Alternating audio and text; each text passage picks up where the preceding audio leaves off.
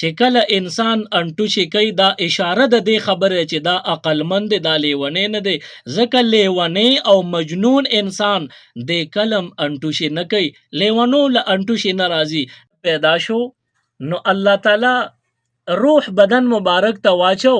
نو آدم علیه السلام انټوشي وکړو چې کله د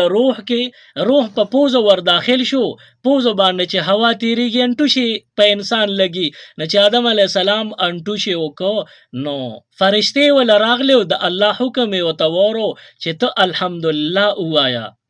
نو آدم علیه السلام الحمدلله وی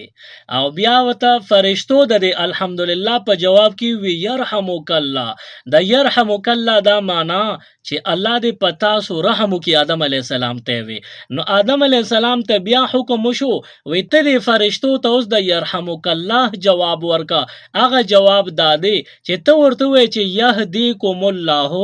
ويصلح بالكم، یعنی الله دې تاسو ته هدایت مو کې او تاسو حال او تاسو احوال له الله غوره او بهتر کې وخ کی.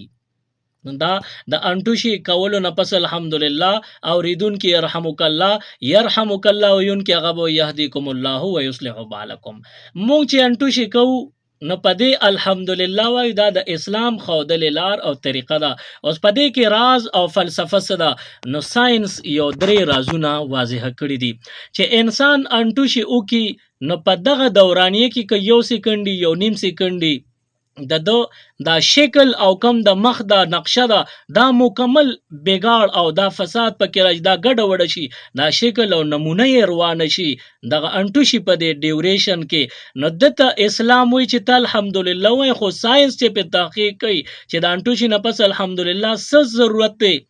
وی دا ځکه چې د دغه انټوشي دوران کې دا شکل روان شو او واپس به حال شو، نو حق جوړیږي چې روان شکل واپس الله سم کینو الحمدلله وایا کدا الله دغه شان روان پر روان پرېخي بیا بسو. او دویم فلسفه او راز پکې دار ساينس وای چې کله انسان انټوشي کوي د په 40 غنټه کې د زړه رفتار نه ودرېږي، حرکت نه ودرېږي، کو ودرې د نو دی مري، او صرف د انټوشي په دی وخت کې یو سکند یا یو نیم سکند دغه لګ ټایم کې د زړه رفتار ودرېږي، دړکن ودرېږي، کدا لګ زیات چې دی تمري او دی بیام ژوندې پاتې شونه د لپاره چې الحمدلله وي چې الله پاک مړ نکړم ژوندې پاتې کړم.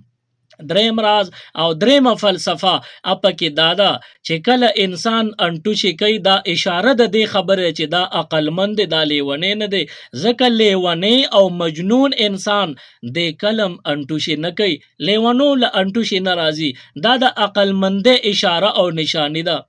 نو چې کله انسان انټوشي وکړو په دې الحمدلله چې الله شکر دی الحمدلله چې زه د عقلمن پیدا کړم چې لیونی د نیم پیدا کړي، نو د الحمدلله پکې ثواب هم ډیر دی او دغه درې رازونه پکې دي چې آدم علیه السلام ته الله تعالی او خودل.